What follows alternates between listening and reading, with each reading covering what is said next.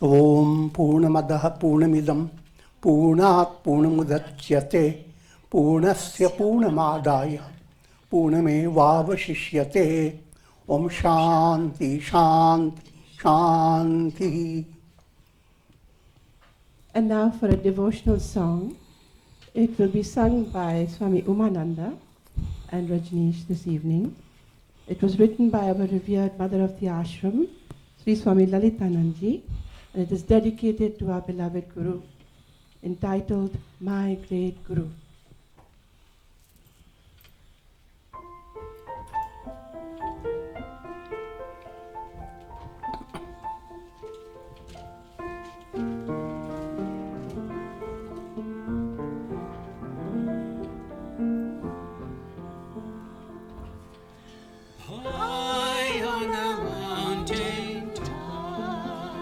Stands my great Guru, beneath his lotus feet, in the sandalwood trees, the birds sing of God. To the east the sun is rising, and to the west the moon comes. All nature unfolds to adore my Guru. Join us if you know the chorus. Om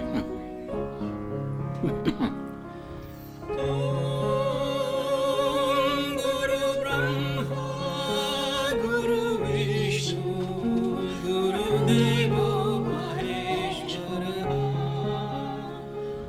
Guru Sakshat Parabrahma, Tasmai Shri Gurave Namaha.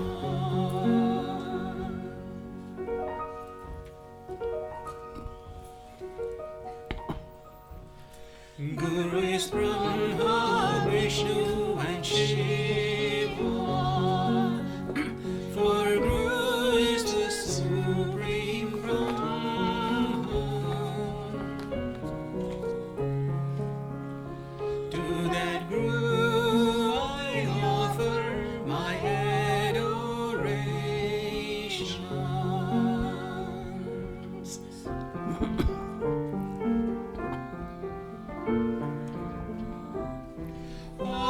I came to this earth with a wailing cry, and my life was empty in cold winter and in spring winds. Nothing could make me smile to the sun.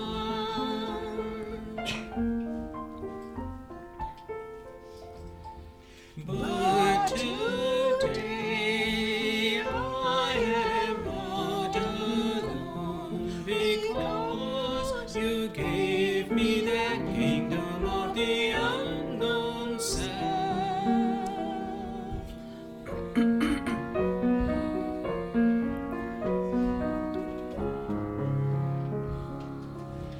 Om Guru Brahma, Guru Vishnu, Guru Devo Maheshwara, Guru Sakshat Parabrahma, Tasmai Shri Gurave Namaha.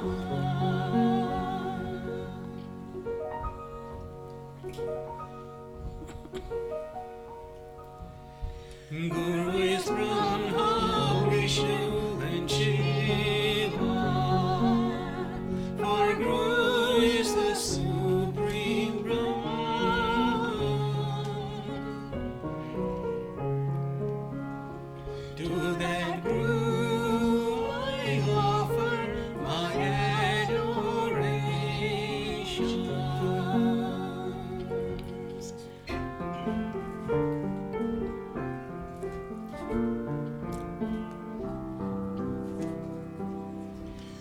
Oh, great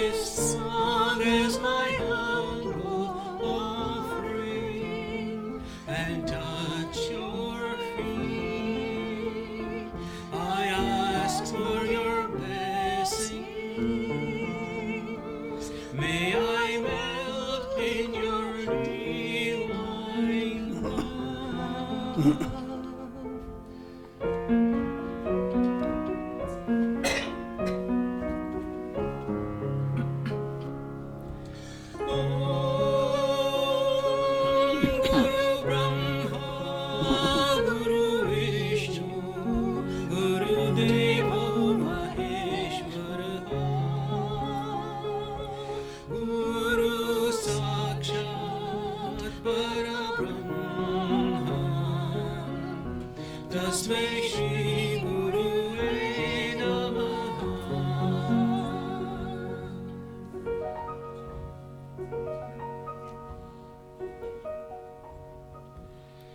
Guru is Brahma, Vishnu and Shiva. For Guru is the Supreme Brahman.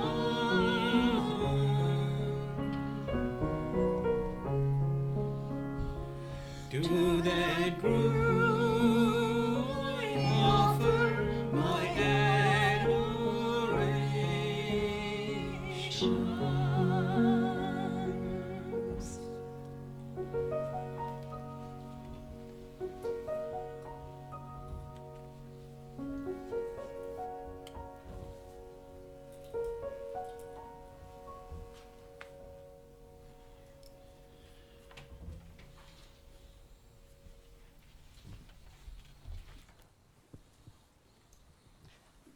We are recording from the ashram of our revered Guru, Pujyatman Sri Swami Jyotirmayananda in Miami, Florida. Today is August the 19th, 2018, and on this Sunday evening, Swamiji continues with the lecture series on the Srimad Bhagavad Gita. This is series 2018, lecture number 12. And now, Pujyatman Swami Jyotirmayananda. Om Vasudeva Sutam Devam Kansa Chanura Mardanam Devaki Paramanandam Krishnam Vande Jagadgurum. Om. Adorations to Lord Krishna, the preceptor of the universe, destroyer of the forces of darkness, and bestower of immortality. Srimad Bhagavad Gita, in chapter 2, the chapter is known as Sankhya Yoga, the yoga of wisdom, yoga of knowledge. And we are dealing with the verse number 49. This whole section is devoted to giving you a complete picture of what is the goal of life and how is it attained. That's the style of scriptures, Hindu scriptures. The goal is described in the beginning, and you are given a big allurement. And once you are fascinated by the goal, now you have to go through all the study and the details.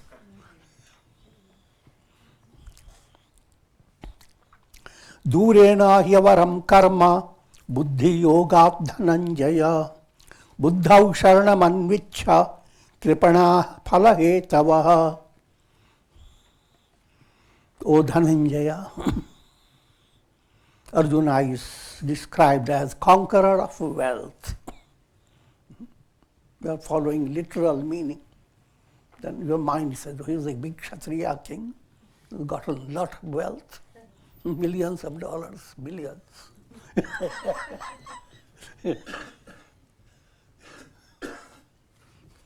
But understand, you may possess very little, and you can be Dhananjaya, possessing the biggest wealth.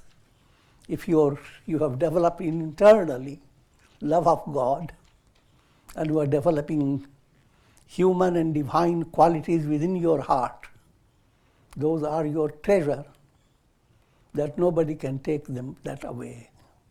It does not depend upon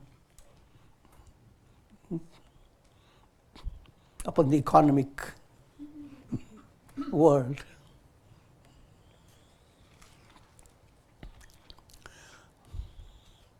O Dhananjaya. So Arjuna was equipped with divine wealth.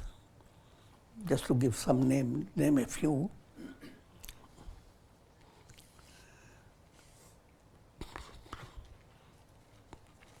Humility, charity, generosity, forbearance, absence of anger and hate.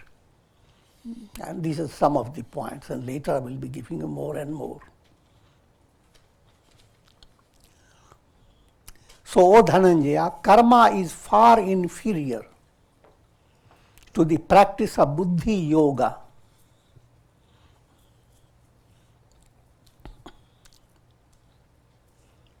Therefore, take refuge in the buddhi, which means intellect, that leads to the highest goal.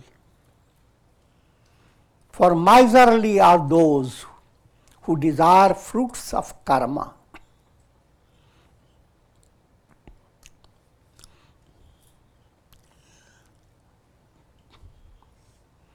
The word karma is very important.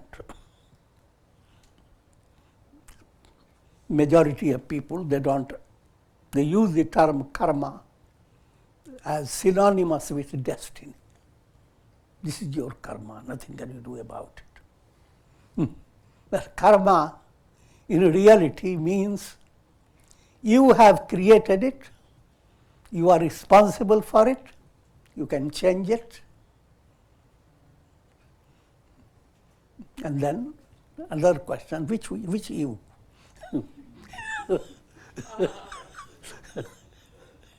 You have to discover who is me. And in that process, you realize you are not, firstly, you are the architect of your destiny. You can change your conditions, even without going into very advanced state of study. In your practical life, you find yourself deficient in any form, for money, for health, for circumstances, whatever type of trouble you have. First good news, you created it. So don't blame anybody else.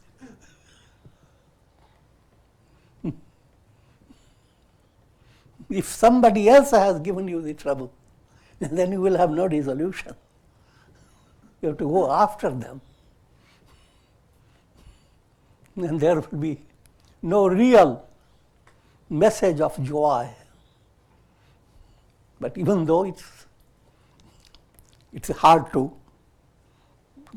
grasp it, you are responsible for what you are at present. And you have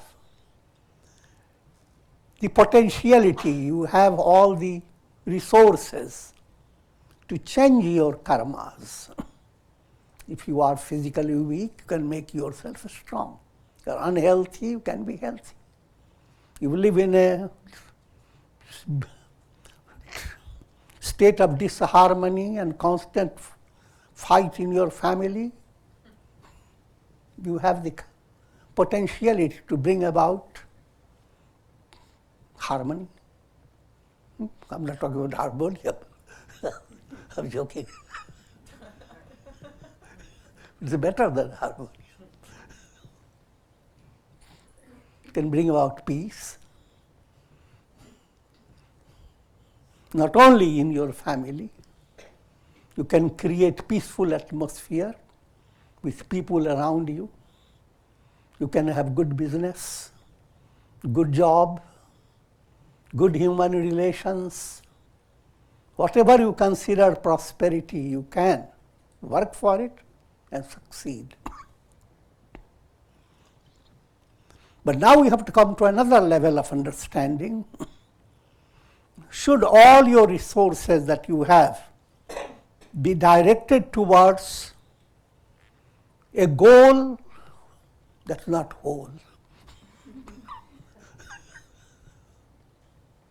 a goal that is illusory. All that you can secure in your life, this advanced level,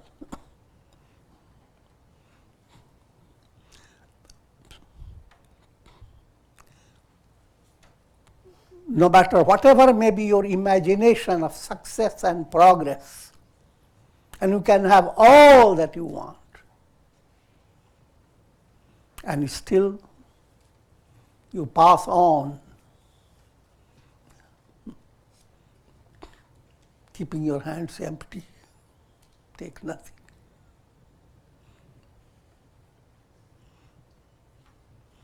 I will not detail upon it, it's easily understood.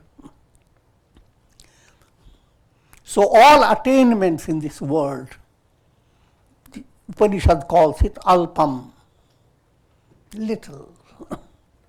Because any attainment based on time and space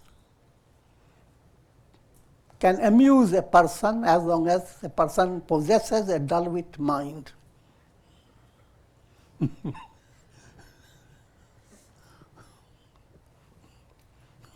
But we are thinking of a profound fulfillment for your heart.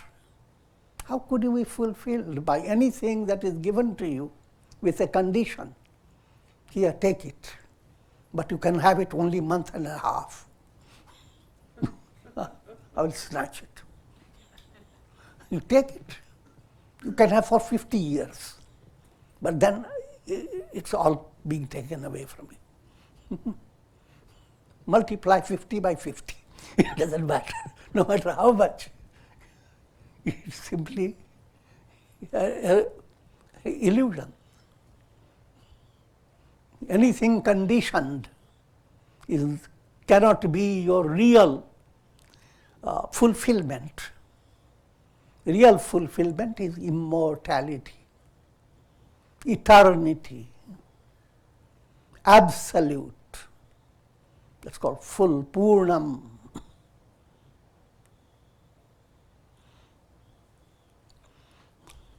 In order to attain that Purnam, that's the goal of your life. Remember, there are 4 purposes in life: dharma, artha, kama, and moksha. In this order. Dharma, ethical value.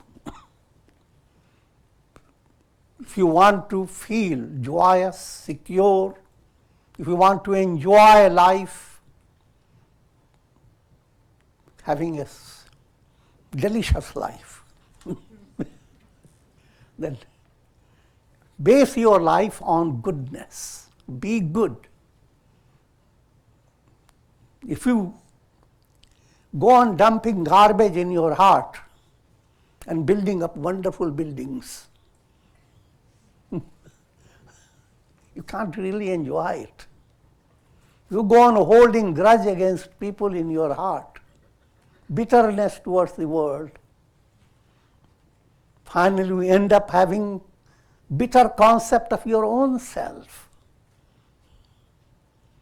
because you have not given opportunity for oxygen.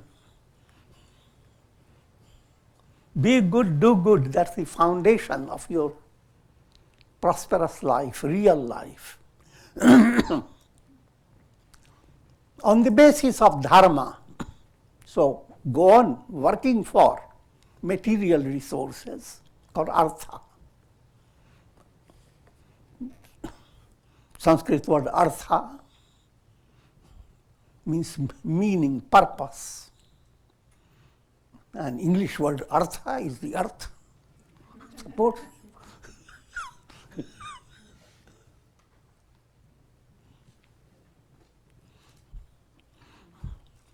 So have your resources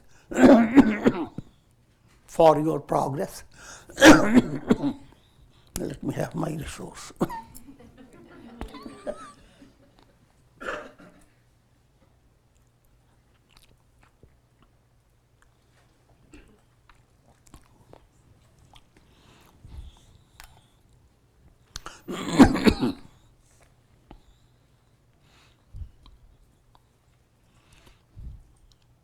And next,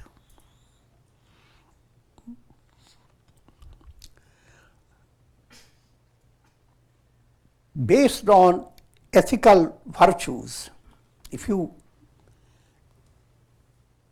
allow your economic condition and material situation to become better, automatically you will be using your resources for good of, not just for yourself, for others as well.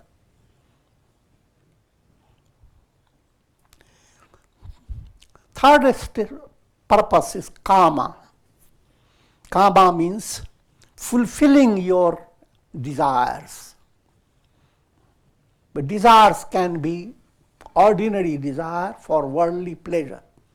That fulfillment is not the real purpose. That desire has to be sublimated. The real desire is fulfilling the urge of your soul, called aspiration. The urge of your soul is threefold urge. Everyone wants to exist. No one wants to just breathe their last or kick the bucket. Everyone wants to feel that sense of immortality. Even birds and animals, no one wants to die. But you may say, how can that be achieved? The fact is, your body is not you. The real you is not dependent upon the body.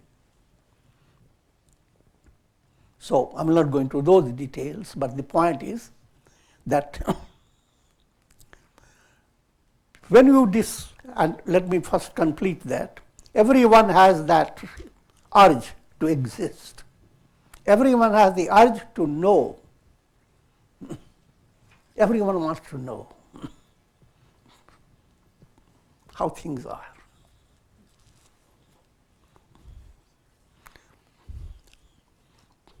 And this urge to know comes from the fact that in reality you are all-knowing self. Urge to exist, in reality you are all existence. Urge to be happy, in reality you are all happiness.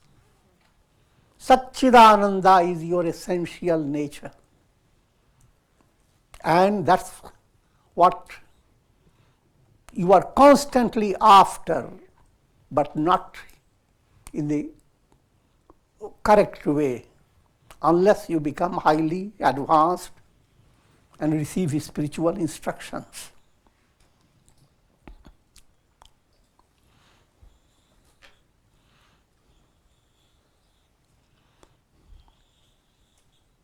So karma,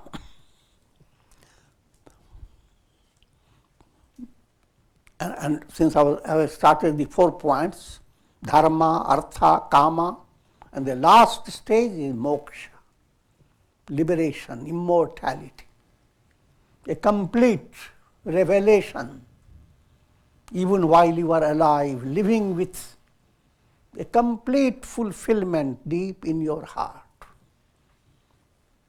Internally, the ocean, externally, soft emotion, waves.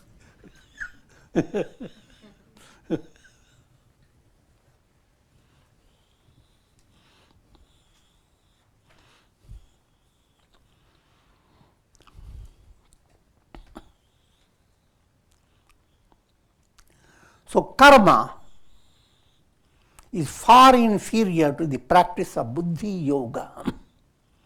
The statement means, if you are constantly developing that idea, concept in your mind, that your fortune lies in this world of time and space.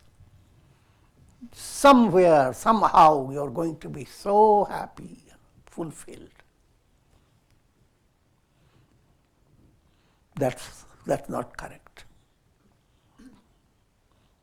That's called you are pursuing karma. That pursuit of karma Another way, pursuing your desires. This pursuit is far inferior to the practice of buddhi yoga. Buddhi yoga, you're opening your intellect to understand what is the goal of life. Put it in a classical way. Your entire personality is like a chariot. Senses are your horses. Mind is the reins that pull the horses. Intellect is a chariot driver. Be careful it doesn't become a drunk driver. And you are being led by the whole chariot to your goal, nirvana, liberation. Put the chariot in order.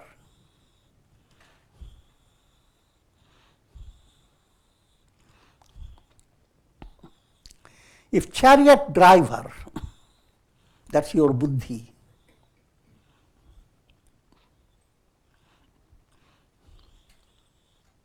if buddhi cannot utilize its own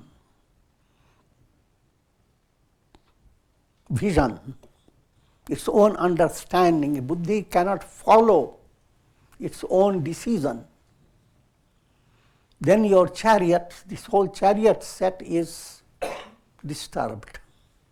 That's the predicament of every individual until you have gone into a very high level. In other words, one day you decide, make a decision. Your intellect says, this is the way I'm going to be. I'm going to do hatha yoga exercises. I'm going to make myself healthy. 3 or 4 days have passed. That's a bad idea.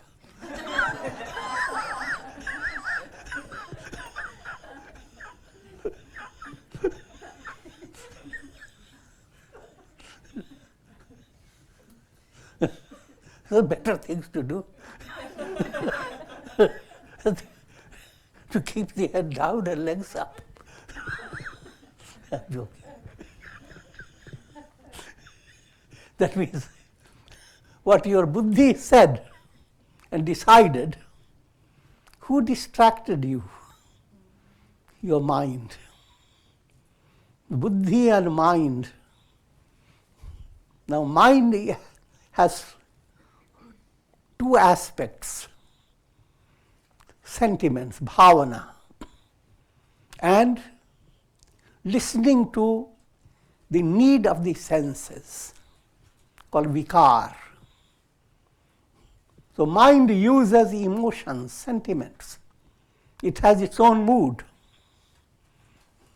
So the mind didn't like your decision.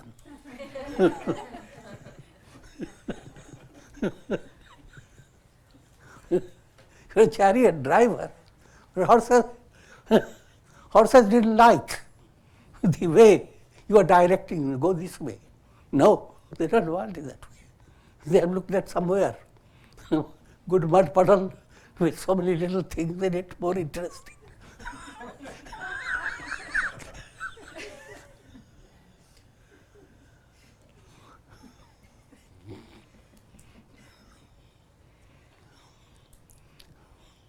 So,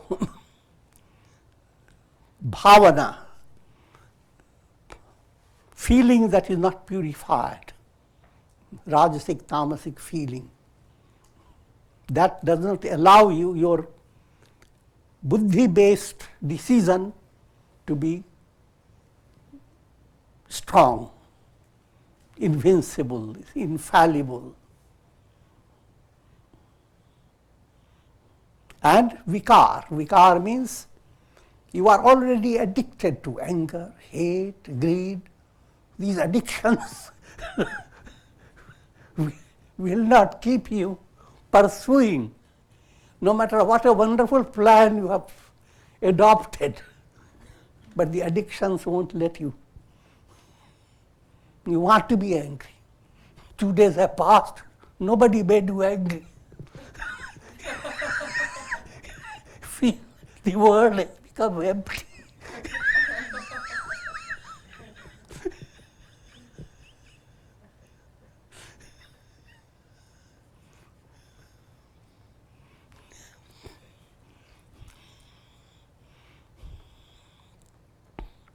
So, coming back to the point,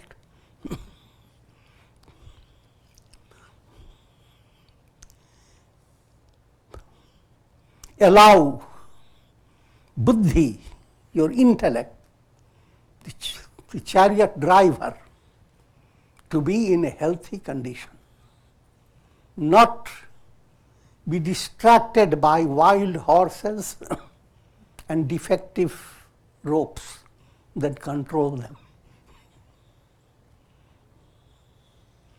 And then the chariot driver should have another angle.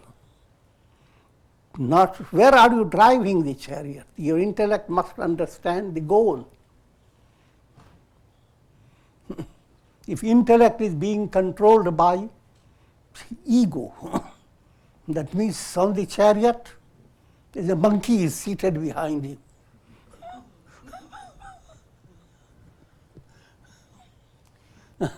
And you have to, your intellect is not doesn't follow its own healthy decision. That's another big error. Buddhi yoga is that where your intellect has complete control over your horses, the reins that control the horses. In other words, your feelings and your anger, hate, vikaras, when intellect has a good grip over these.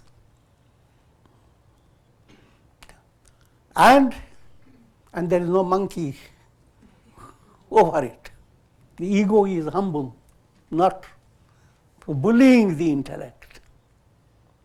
Then the whole process will be the highest. Your soul then will be led to realizing, who am I?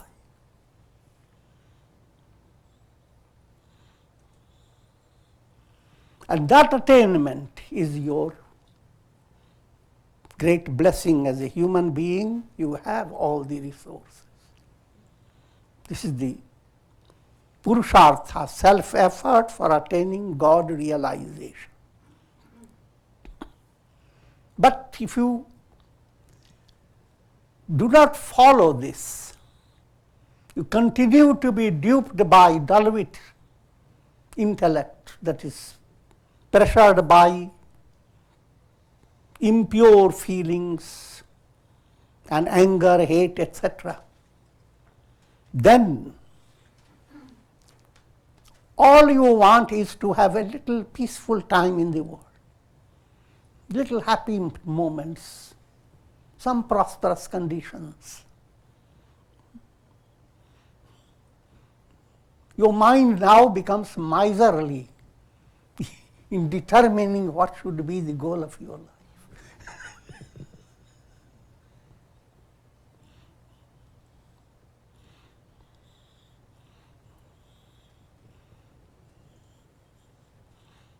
Kripana phala hetava. When you are pursuing desires based on your egoism, not pure ego, but restricted mind, then you are not utilizing your resources for your own good. You have lots of money, and somehow you have one little defect. You have forgotten that you have all that money.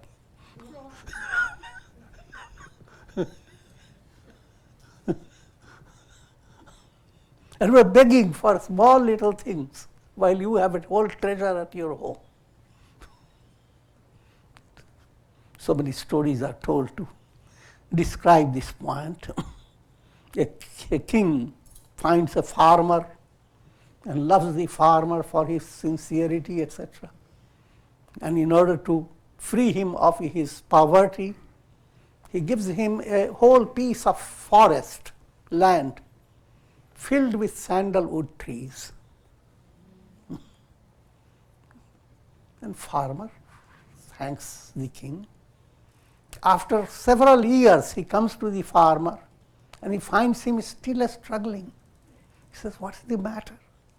I give you such a wonderful forest." But he said, "What's that?" He says, "Wood." The trees are wood. I've gone on burning it, burning it, burning it. It smells very good, thanks.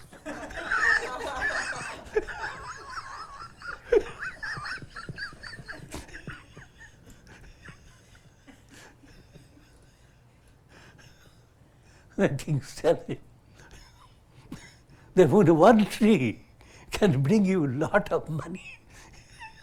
It's very precious." And then when he begins to understand his resources, he becomes exceedingly joyous. When you have all the resources and you are unable to utilize them, and you are not drawn to a spiritual guidance that can tell you how to discover your resources, then you are not living your life in a meaningless, with purpose. And that's the definition of being miserly.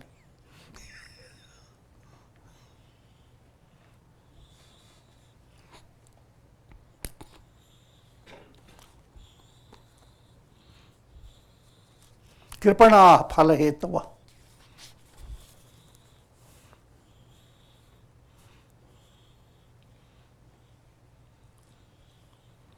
Buddhi yukto jahatiha ubhe sukrita duskrite tasmad yogaya yujyasva yoga karmasu kaushalam. If one can maintain a balanced mind, one is able to abandon virtue and vice. Therefore, engage yourself in the practice of buddhi yoga. The performance of action with a balanced mind is indeed the skill in yoga. Now, try to follow. The literal meaning will not give you much. If you follow literally, it says, maintain a balanced mind and abandon virtue and vice. Most people quickly abandon their virtue.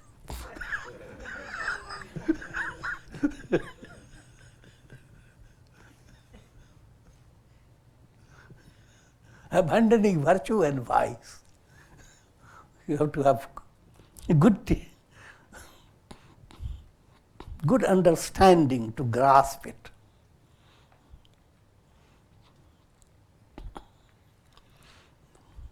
Now let me lead you on to that. First point to understand, when you do good karmas, that's called virtue.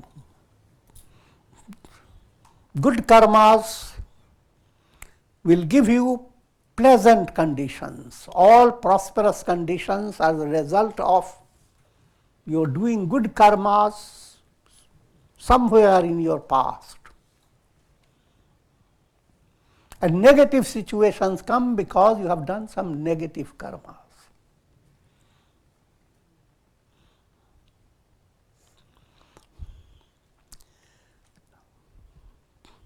But understand that your goal is not gaining prosperity in the world and removing adversity. Gaining prosperity is done by your virtuous karmas. And if your virtuous karmas are meant to give you prosperity, that prosperity is not your goal, because you don't take this prosperity with you after you die.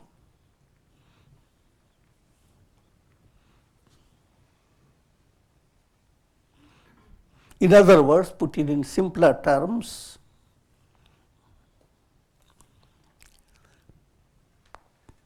do your duties in the spirit of karma yoga. What the karma yoga?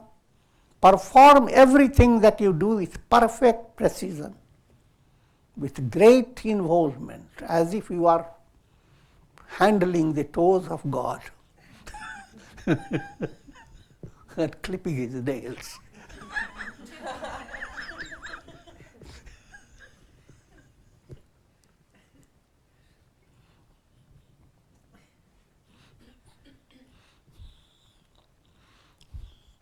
But expect nothing. That's called karma yoga. Leave everything in divine hands.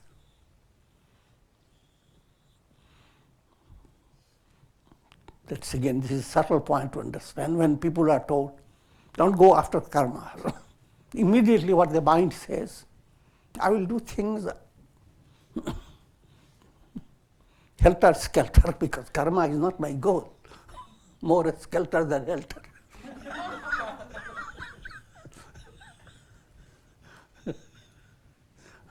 But that's wrong understanding. When say karma is not your goal, the message is do your karmas with perfect precision. It is more than your goal, it is the worship of God. No matter what type of duty you are doing.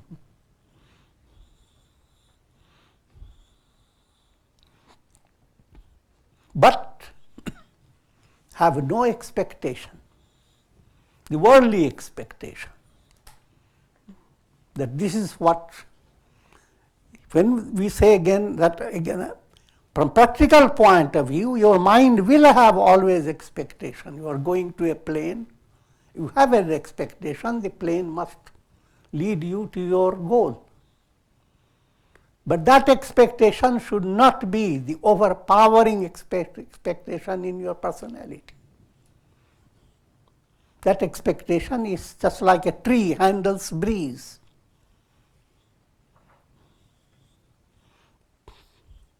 Your whole focus is at the root of your personality. That root is God.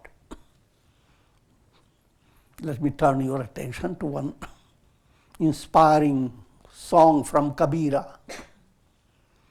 मेरा मुझ में कुछ नहीं, जो कुछ है सो तेरा.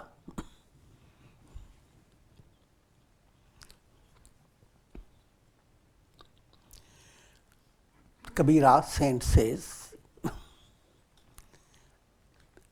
when I look into myself and all about myself, nothing belongs to me. मेरा मुझ में कुछ नहीं. All that I have is yours. The bones, the nerves, the beating heart, breathing nose, winking eyes. I'm joking. But all that is God. मेरा मुझ में कुछ नहीं. जो कुछ है सो तेरा. All is yours. तेरा तुझको सौंपते क्या लागे मेरा. So if I simply sacrifice all this, to offer all this to you, what am I to lose? This is not mine. Anyway, all that I have to do to say this is not mine. It's all divine, God's.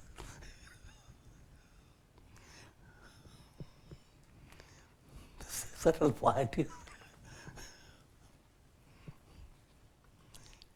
self-effacement.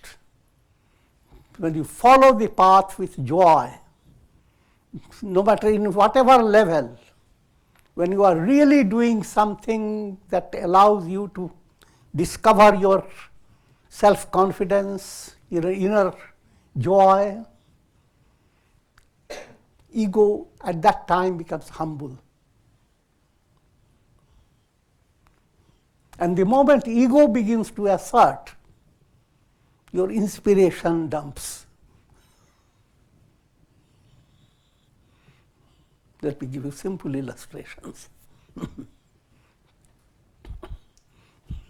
Say, for example, you are a student and you are writing a big article and fingers are moving spontaneously. 10 minutes have passed and not a single flaw. Suddenly your mind says, how wonderful. 10 minutes have passed, not a single flaw. Now flaw comes in.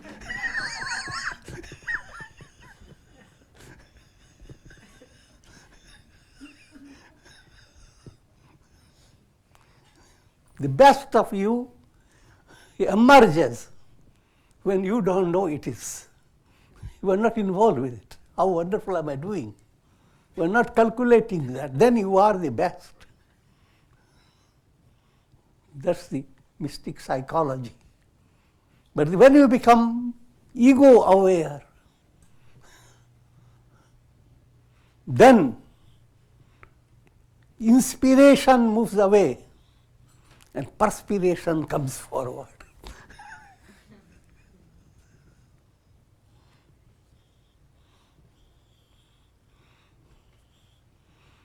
So therefore, with proper satsanga, if you begin to develop in your mind, yes, not to give so much importance to your ego that this is me, this is mine. Rather, with the understanding, everything within me is not mine. It's God's. The entire world that you are experiencing is not the way your eyes see and ears hear. Your eyes and ears are just picking up according to their limitations. All this is divine.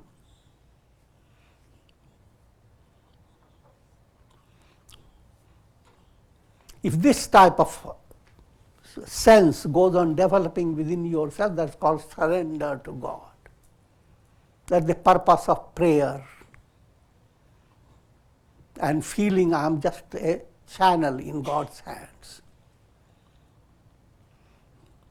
And this process is supplemented by another level. Ego is not me, but who is me? I am Brahman.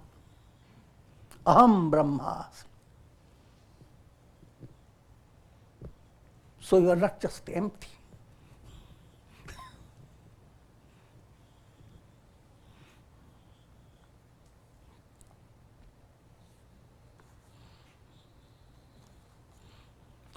Keeping this goal in view, what becomes now important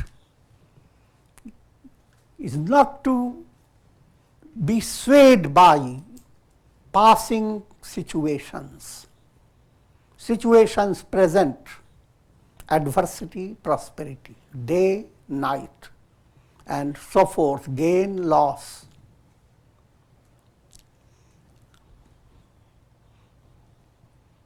Continue your duty, but do not become internally frustrated. No, nil disperandum.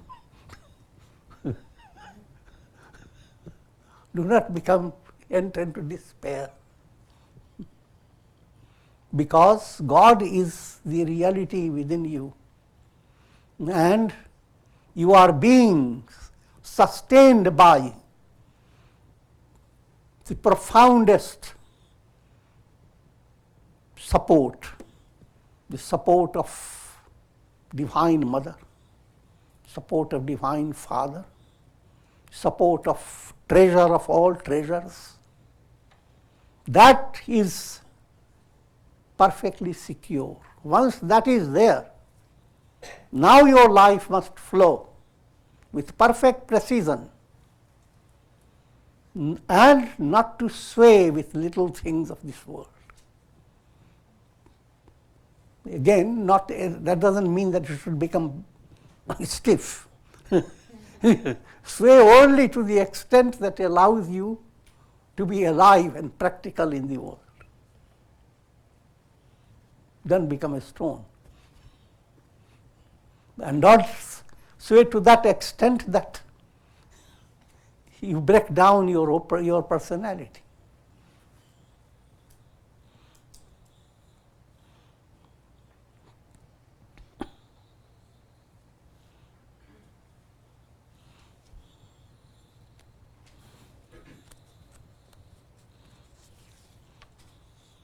Performance of action with a balanced mind is indeed the skill in yoga. Yoga karmasu kaushalam.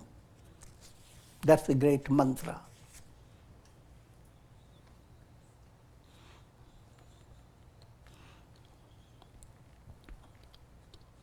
And to give you more extension about it,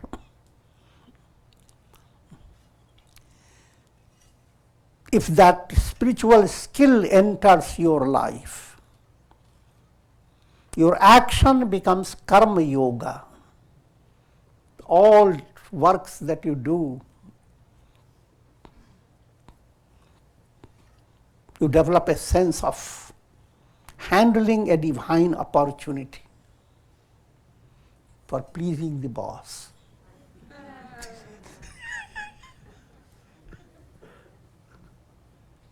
The supreme boss.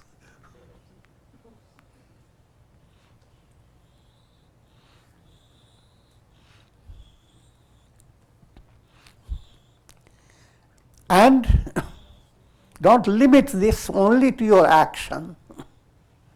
All the sentiments that flow in your mind, feelings, watch your feelings and do not allow muddled feelings to keep your mind agitated. Therefore, do every trick possible. When you have that type of mind entering, understand, turn to satsanga. And don't wait for your mind to become negative. Do something preventive measure day by day, your sadhana, your japa, your meditation, and whatsoever sadhana you are doing. Continue, whether you have prosperity, whether you have adversity, doesn't matter. Continue doing. Allow your unconscious to become strong and enriched.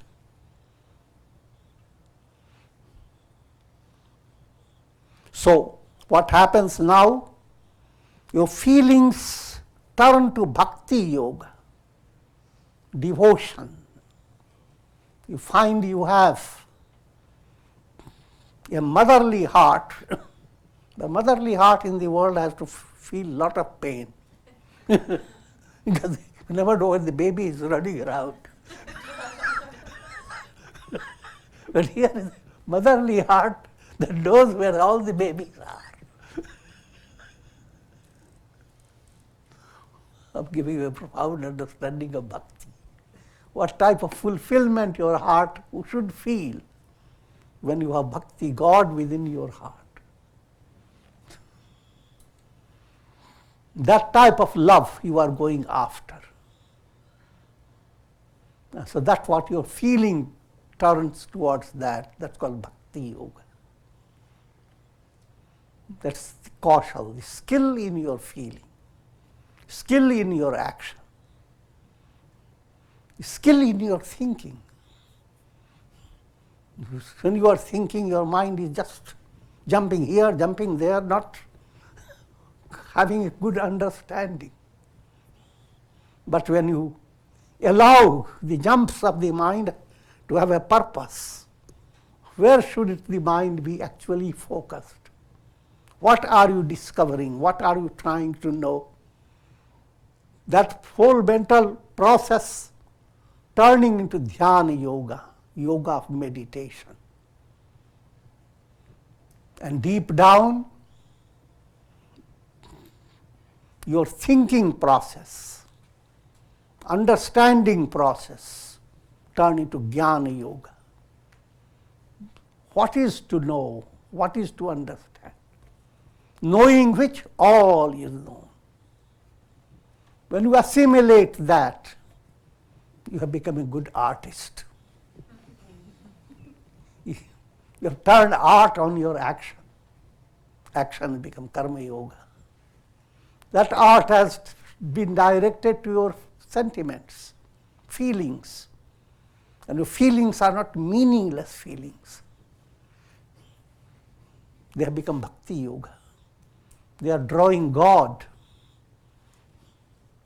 And your willing process that arranges your mental thoughts, that is becoming more and more focused on going towards the goal called dhyana yoga. You are developing a settled state of mental function. And then your understanding, what is there to know, all somebody has given you a special telescope or whatever. And it's called telescope. You see things, big things. But someone gave it to you for a profound astrological study. But all that you do is start studying cockroaches.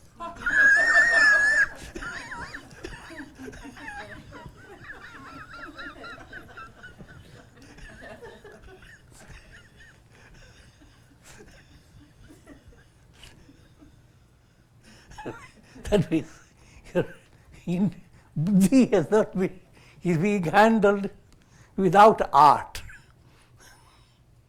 So you understand what I'm giving you a humorous way. Human understanding and mental intellectual strength goes after very petty things of this world. While the main purpose behind it is to direct who am I, all simple thing. The dearest within you is the I am. For the sake of the self, all becomes dear. And who is me? If that intellect has to go after that, so all your actions are done through your intellect, all intellectual functions lead you to realize who am I. Then that movement of the intellect, it becomes jnana yoga. Yoga karmasu kaushalam. Karma here become extended.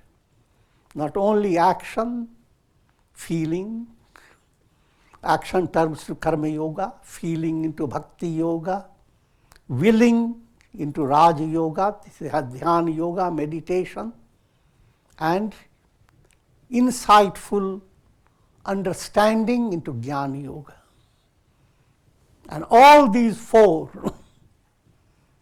put in such a way, in a harmonious way, that the whole personality becomes a veena in the hands of the Divine Mother, or in the hands of Narada.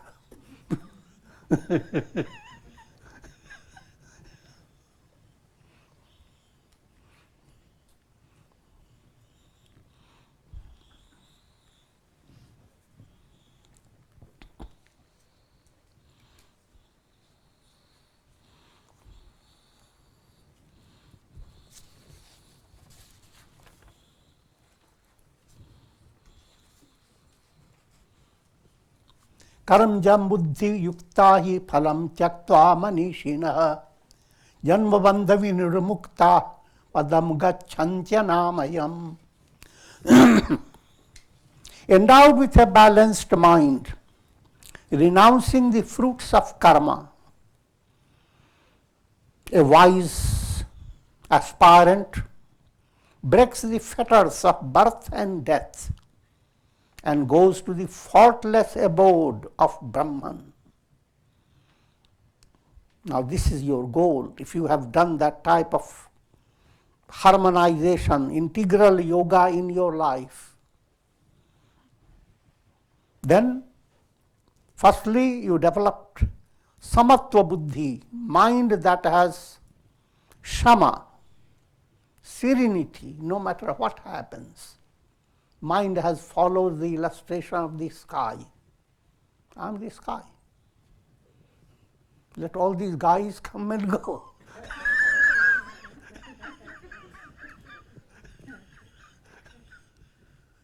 I'm just the same.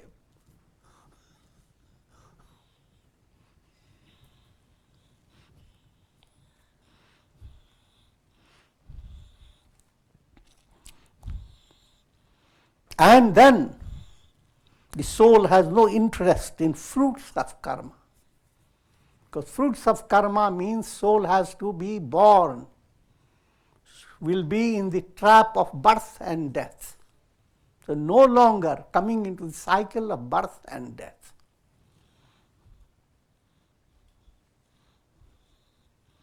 And once that is secure, you have attained immortality. And that's the faultless abode of Brahman. Brahman anamayam.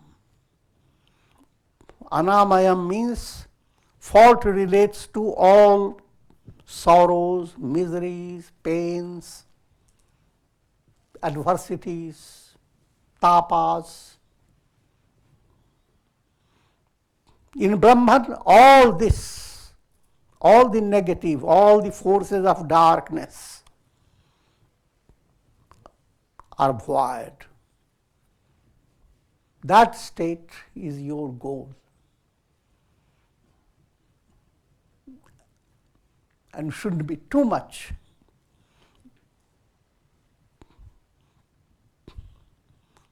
stressed about it. See, God has given you a sample of that goal every day. When you go to deep sleep, nothing to do with your body. You go on breathing, but you're not in that identity. Your body, your pranas, your mind, your senses, you move away from all. And the whole world of time and space, and all the interest in the news that must break every moment. No.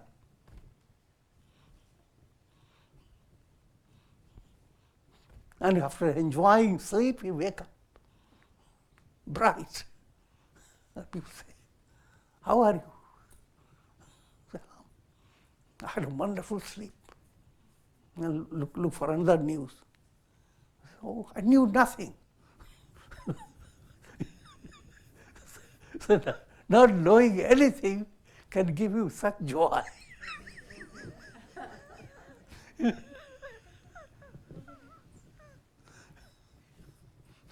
That's why Buddha highlighted nothingness. All this world is nothing.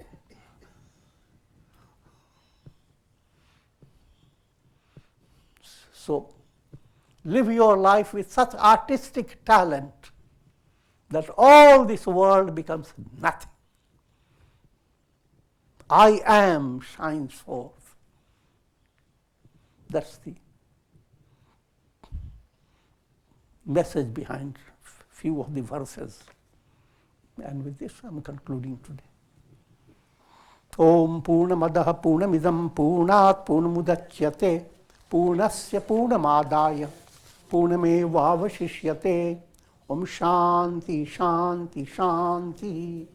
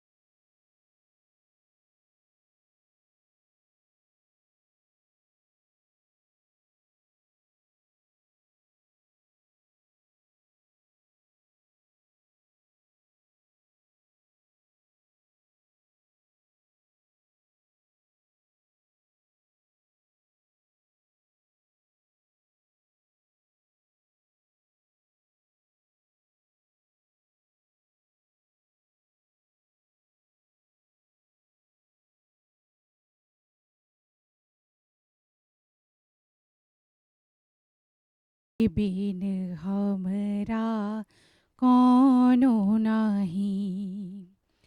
हमरी उलझन सुलझाओ भगवन, तुमरी बिन हमरा कौनो नाही। ओ पालनहारे निर्गुण ओ न्यारे, तुमरी बिन हमरा कौनो नाही। हमरी उलझन सुलझाओ भगवन, तुमरी बिन हमरा कौनो नाही। तुमरे हमका हो संभाले, तुमरे हमरे रखवाले, तुमरे बिन हमरा कौनो नाही। तुमरे बिन हमरा कौनो नाही। चंदा में तुम्ही तो भरे हो चांदनी, सूरज में उजाला तुम्ही से। चंदा में तुम्ही तो भरे हो चांदनी, सूरज में उजाला तुम्ही से। ये गगन है मगन, तुम्ही तो दिए हो सितारे। भगवन ये जीवन तुम ही ना सवारोगे तो क्या कोई सवारे। ओ पालनहारे निर्गुण ओ न्यारे, तुमरे बिन हमरा कौनो नाही। तुमरे बिन हमरा कौनो नाही। जो सुनो तो कहे प्रभु जी हमारी है विनती, दुख जन को धीरज दो, हारे नहीं कभी वो दुख से। तुम निर्बल को रक्षा दो, रह पाए निर्बल सुख से। भक्ति को शक्ति दो, भक्ति को शक्ति दो। जग के जो स्वामी हो, इतनी सी अर्ज सुनो। है पथ में अंधियारे, दे दो वरदान में उजियारे। ओ पालनहारे निर्गुण ओ न्यारे, तुमरे बिन हमरा कौनो नाही। हमरी उलझन सुलझाओ भगवन, तुमरे बिन हमरा कौनो नाही। ओ पालनहारे निर्गुण ओ न्यारे, तुमरे बिन हमरा कौनो नाही। हमरी उलझन सुलझाओ भगवन, तुमरे बिन हमरा कौनो नाही। तुमरे बिन हमरा कौनो नाही। तुमरे बिन हमरा कौनो नाही।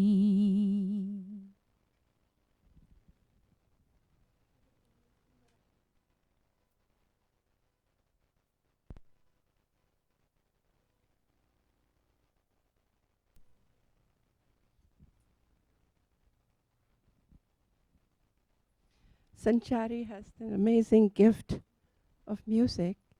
Even without any music, she can sing so beautifully. The notes. And if you understand the meaning, it's even more powerful.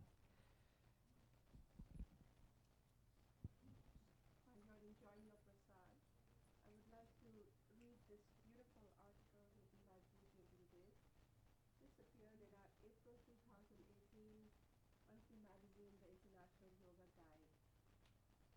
Inspirations of Life by Sri Swami Jyotirmayananda.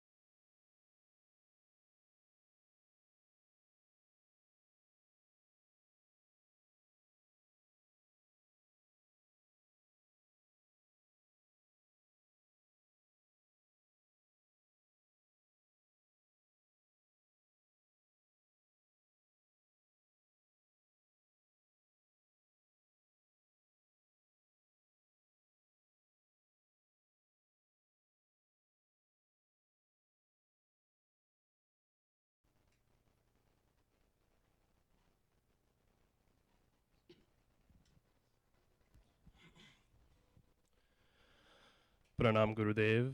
Om Tat Sat, everyone. Tonight I'll be speaking on the 9th mantra of Kena Upanishad, and this is the first mantra of the second section of the text.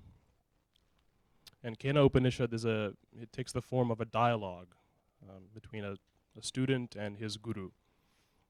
And this particular mantra is the guru speaking, the guru instructing the student. And it says, if you think that you know Brahman well, you know very little in reality. Because the forms of Brahman that you have known in yourself, as well as in the Devas, or gods, all these together constitute very little of the true nature of Brahman. Therefore, further inquiry is needed for realizing the self. So this mantra is fairly self-explanatory, right? It draws the distinction between intellectual knowledge and intuitional realization of the self. Now, intellectual knowledge is of the nature of reductionism, meaning that in order to gain knowledge of an object or a system, you break it up or you reduce it into its minute constituents, and you analyze each constituent, you gain knowledge of each component, and then you take the sum of that knowledge, all the knowledge of each individual component, and that's what defines the overarching goal, the object of analysis, right? And this is well illustrated in a story that's given in the Vedas, and it's the story of the 5 blind men and the elephant. And so these 5 blind men took it upon themselves to come to a conclusion of what an elephant is, right? What's the definition of an elephant? What is an elephant? And so one blind man is analyzing the tail and says, oh, this elephant is like a broom, right? And the second blind man is analyzing the leg and says, oh, this elephant is like a pillar. And the third is analyzing the side of the elephant and says it's like a wall, right? A tall wall. And the fourth analyzes the ear and says it's like a winnowing fan. And the fifth, analyzing the trunk, says that this elephant is like a snake, right? So after they've analyzed each of these parts of the elephant, they go back to the leader and say, okay, this is what we've come up with. And the leader says, okay, this elephant is a sum of all these, right? And it is a broom, it is a pillar, it is a wall, it is a winnowing fan, and it is a snake. That is an elephant, right? Whereas someone with sight can just look at the elephant and say, it is an elephant, right? It's so much more than just the sum of these parts. So there's nothing wrong with this reductionist, pursuit of knowledge. I mean, if we didn't have this method of analysis, there would be no scientific progress. But to apply that to our search for spiritual, to realize our true essential nature is futile, right? You can't, because Brahman is beyond name and form. It's beyond concept. It's beyond the rational intellect. You have to develop this intuition. It's an intuitional realization of the self.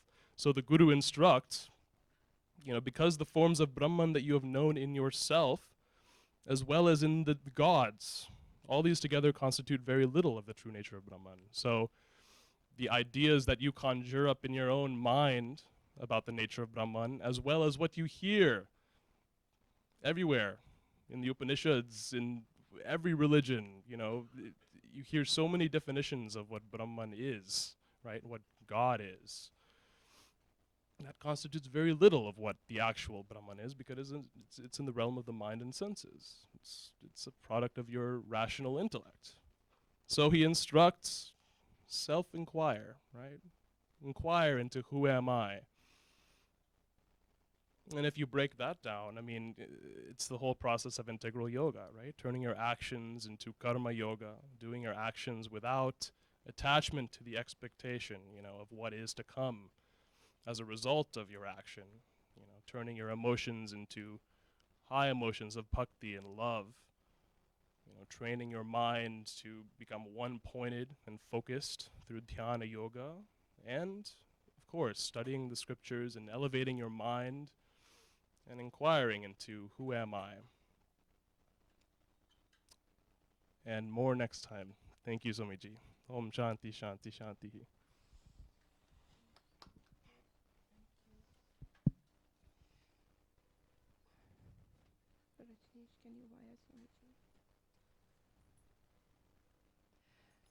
I would like to open the floor to questions and answers.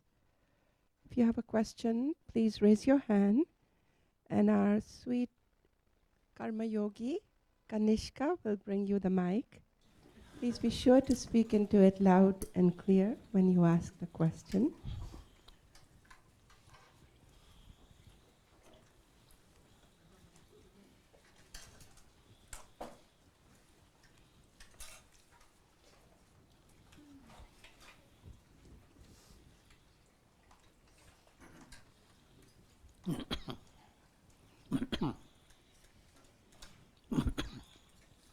Tat Sat Swamiji.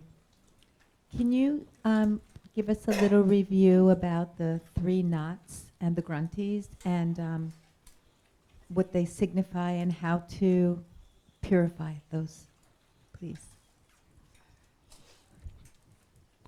3 granthis, knots of the heart. They refer to karma granthi, knot of karma. We're studying Kundalini Yoga, it relates to Manipur chakra, navel center. And it is removed by Karma Yoga. Another word is Kriya Yoga, putting your action into a process that removes impurities. So as long as impurities are there, the knot is naughty. The next knot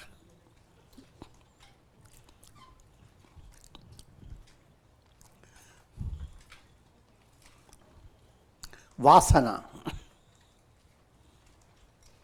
karma granthi, kama granthi. This word is used kam. Kam is desires. But desires exist in the form of subtle desires called vasanas. And the center of that operation is your heart center, Anahat Chakra, Kundalini Yoga. If Kundalini pierces that center, then that Kama Granthi is being destroyed. Another way to understand, when devotion enters, bhakti, then your mental distractions for countless desires, they begin to dissolve. You are not restricted by mental desires.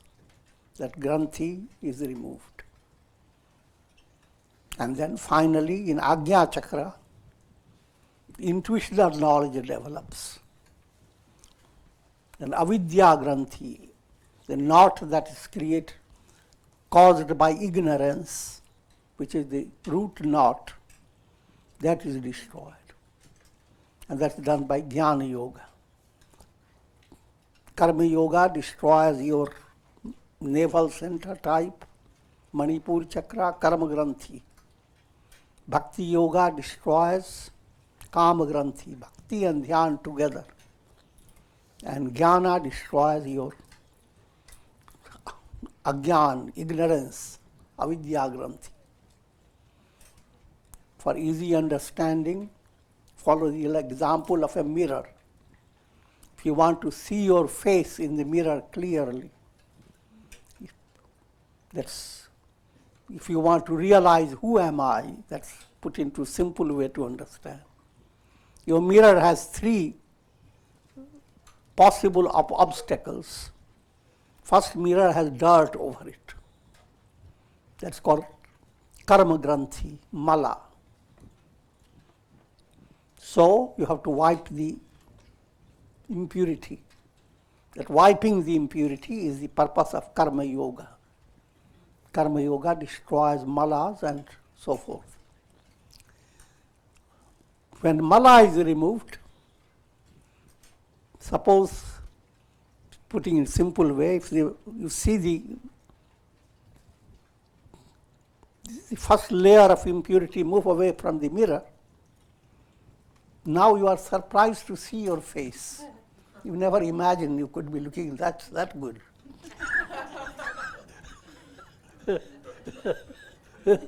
So your hand begins to shake. You don't know what to look at. Look at the nose or the ears or the eyes. There are lots of things to look at. I'm joking. Now we have to conquer it by bhakti yoga, devotion, meditation, and then mirror has become steady, it's not shaking. Two things have happened to the mirror. Impurity has gone away, shaking of the mirror has stopped.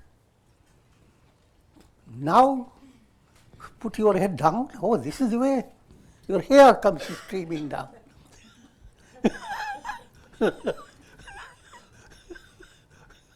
That's called avarana, the veil. But that's now, it becomes an easy matter. Simply lift your head up, shake a little, and the avarana moves away. Now we have seen your face. You have attained realization. Attaining realization is a beauty fashion.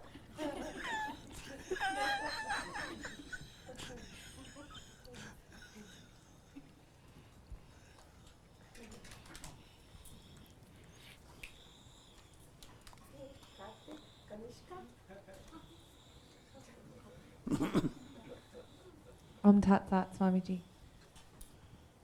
I have studied yoga and I've also been in the spiritual community in Miami, and something that I've come across is energetic cording and cutting cords. And I'm curious about if any of that is a part of or addressed in yoga philosophy. And also, if I could make another analogy, it could be something like where twins were separated at birth, but they still could, I don't know, years later, they turned into the same type of person, or maybe twins that are friends, but then they separate, they can read each other's thoughts and know what they're thinking, or maybe for me it would be a good friend that I feel connected to and I can feel them energetically. I'm not aware of all that field of energy you are talking about. But you have to figure that out. Probably Google will help you. I did Google it today.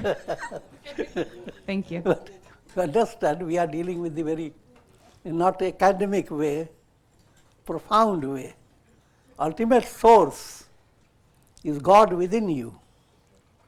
So whatsoever energy, etc., you want to adjust, ultimately you have to source yourself with God within. And if that is secure, all other things become possible, whatever name you give to it. Thank you.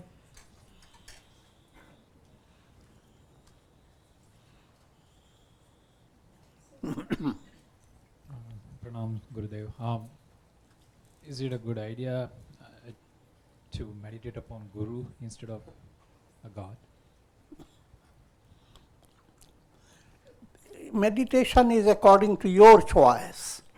What makes your mind easily relaxed? Whatever you meditate upon, in your mind you are using your concept. And whatever is just like if you are in your house, which chair should I sit on?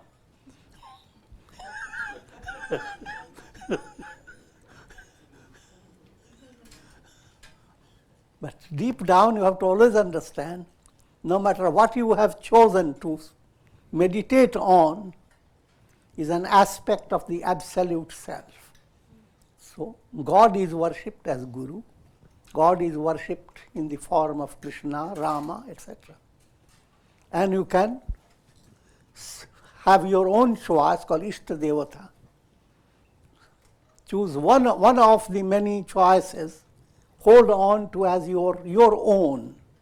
There are many chairs, but in your office you hold one chair that you have chosen. That's called Ishta Devata. But if you make any variation, there is no contradiction. Only the point is, if you hold on to one, your mental energy gets more concentrated. If you dig in one place, you get water quickly from the well. You go on digging so many places, every place is as good as in, but you will not get that water. The mind must follow one pattern, one style, and that becomes easy for your psychology to become relaxed, and then you move away. Whatever you had adopted, move away to a deeper level, abstract, whether you worship Guru, God, Krishna, Rama, no matter what. What you are now coming to understand is a divine presence, which is cooling, divine love. How does it look like? No face, inner joy, strength. That's what you are actually drawing by. That's the reality behind what you are worshipping. In other words, every worship goes through layers. First layer, Sagun Sakar. Sagun Sakar means you have a form, definite form, and you have all the details about the form. But while you do, you have also an internal understanding that this is the embodiment of grace. All the power, divine power, will radiate from this personality, this deity, and will save me from all troubles. That's the way you start. But as you advance, you are not always thinking about the form. Form moves away. Even in human relations, first you want to meet a person, you are always looking up, where is the person? When the person comes close by, you are not always looking at the person. You want to know what the person has to say, something deeper. So that's called Sagun Nirakar. And then if you go deeper, then you go beyond your own mental concepts. You are led to, that's called Nirgun Nirakar. It has no form, and you are not worried about abstract qualities of God. Your mind is not thinking God is blissful, God is this, God is that. No, mind is quiet. And all the three go through in your meditation. Because their meditations are different degrees. Yeah.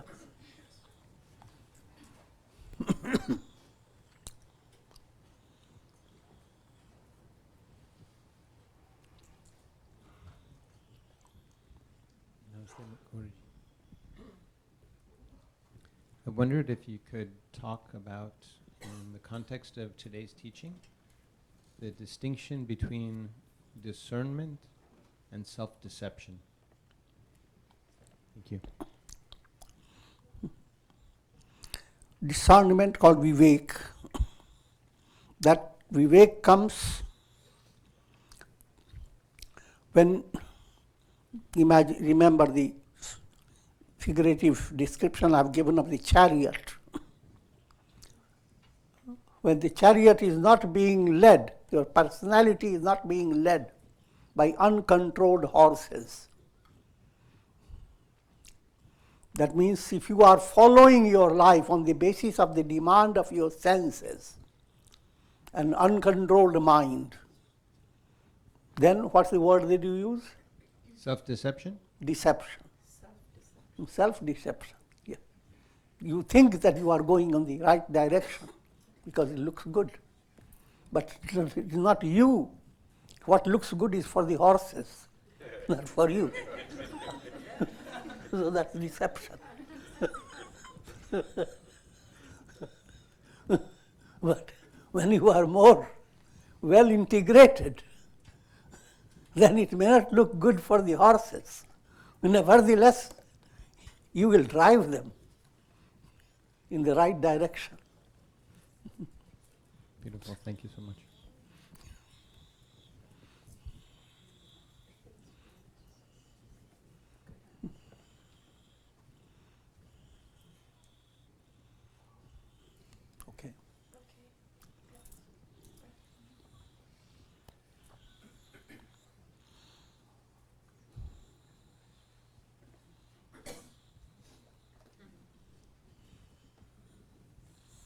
So Swamiji now invites Ashwin, who's a physician of integrative medicine, to give a short talk on health. Pranam Swamiji. That's it. So this evening I'll say a few words about good sleep quality, because it's something that everyone struggles with intermittently during life. And that those transient times where we might be experiencing heightened stressful circumstances, it's very natural to experience a little bit of sleep deprivation and sleep loss. But if that becomes a habit, it becomes insomnia. And with all of the electronics and the bright screens that we are constantly exposed to, if we're exposed to these bright screens in the evening time, or if we're using these types of devices in the bedroom or in bed, our mind becomes confused.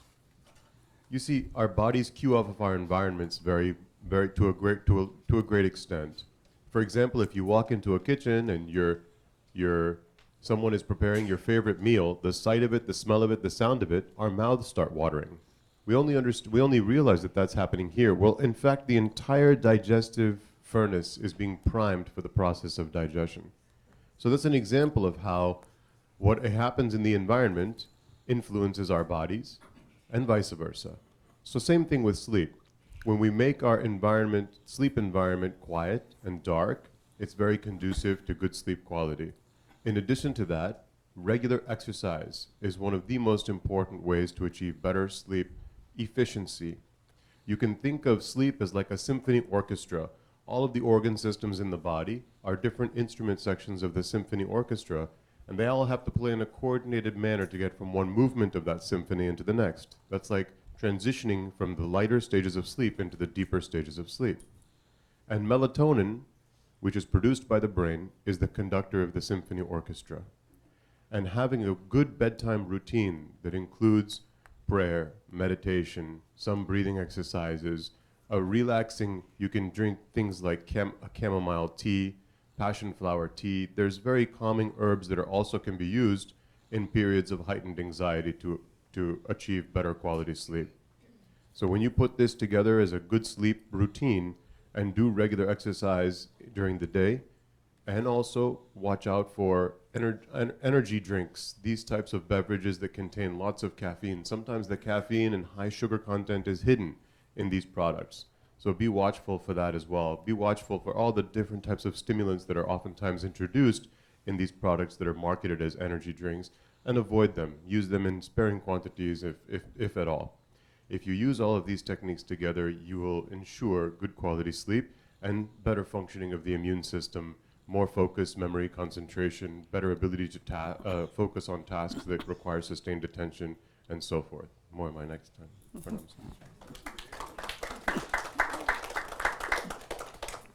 Softly leap into sleep.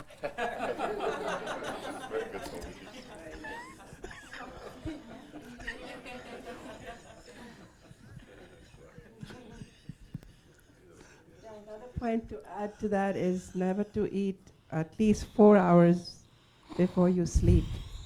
There should be a gap of at least 4 hours. Right, Ashwin? Yes, okay. So before we conclude the satsang for this evening, I would like to acknowledge Rajneesh, who was instrumental. Yeah? Sorry? Niranjan. Where is Niranjan? Okay, Niranjan joined Rajneesh in bringing this wonderful Italian delicacies for us. Yes, thank you, Niranjan. The salad this evening was brought by Padma Devi, and we all know her. Do we know Padma Devi? Yes? Yes. Long time devotee of Gurudev. When I say long time, at least more than 40 years, and very consistent in her sadhana and attendance in the ashram. The dessert this evening was brought by Vasudeva, once again, a quintessential karma yogi. And we all know him, right? Yes? One of the longest serving disciples of Gurudev, I might mention. He, not in terms of age, but in service, Vasudeva. I also would like to remind all today that our next festivity is Ganesh Chaturthi and falls on September 9th, and we will commence that Sunday at 5 p.m. Swamiji will give a special lecture to understand the mystic insights into the form and also the worship of Lord Ganesha. So do plan to attend. If you forget, it's all listed on our website, www.yrf.org. Mother worship celebration in the ashram, 10 days of worship devoted to God in the form of the Divine Mother, is also coming up shortly soon. On October 4th, we start 10 days of Devi Puja. Our registration at the reception desk, please approach Bhavana to put your name down. If you haven't experienced this, it's really something I might strongly suggest. 10 days, Swamiji talks about mystic insights into how to manifest the Devi within us. First 3 days are devoted to Goddess Sri Durga, following 3 days to Goddess Lakshmi, final 3 days devoted to Goddess Saraswati. On the 10th and final day, we celebrate Vijayadashmi, or victory of the soul. We commence at 6 p.m. every evening, 10 consecutive days. Is it 7 o'clock? I think it was, well, we'll let you know the exact time. And please follow along on our website. All the program appears on our website. So I would like to also remind you that our Christmas festivity and New Year's festivity is still pending a sponsor. So I would like for you to consider becoming a sponsor for those two events. And Bhavana at the reception desk. Bhavana, raise your hand. We all know Bhavana, but she'll be happy to guide you how to sponsor these wonderful festive events celebrated in the ashram. And with that, I request Gurudev to conclude with prayers. Prayer for health, long life, peace, prosperity, and enlightenment for all of you. For peace, harmony, and enlightenment for all. Om Trayambakam Yajamahe Sugandhim Pushti Vardhanam Urvarukuma Bandhanat Mrityor Mukshiyamamritat Sarve Bhavantu Sukhina Sarve Santu Niramaya Sarve Bhadrani Pashyantu Ma Kashchidukha Bhag Bhavet Asato Ma Sadgamaya Tamso Ma Jyotirgamaya Mrityor Ma Mritam Gamaya Om Purnamadaha Purnamidam Purnat Purnamudachyate Purnasya Purnamadaya Purnamevavashishyate Om Shanti Shanti Shanti. Om Hari Om. Please come forward for Kumkum blessings and join.